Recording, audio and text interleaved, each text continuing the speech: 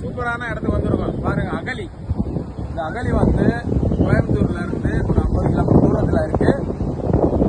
சூப்பரான இடம். ஏரியா பாருங்க, சுற்றிலும் மலை அடிவாரத்துல ஒரு கிராமம், சின்ன கிராமம். அந்த கிராமத்துல அழகான ஒரு ஏரியா, பச்சை பசேன்னு இருக்கு பாருங்க எப்படின்னு.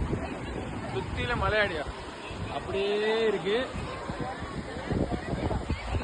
தண்ணி அருமையான தண்ணி, குளிக்கிறதுக்கு நல்லா ஃப்ரீயா இருக்கலாம்.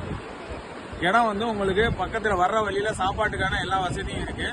இது எங்க இருந்து வருது அப்படின்னா ஊட்டியில அவிலாஞ்சில அப்பர் பவானில இருந்து இந்த தண்ணி வருது. இது அப்படியே எடுத்துட்டு போயிட்டு மேட்டுப்பாளையம் பக்கத்துல பவானில கலக்குது. பவானி சாகர் போகுது. பவானி சாகர்ல இருந்து தண்ணி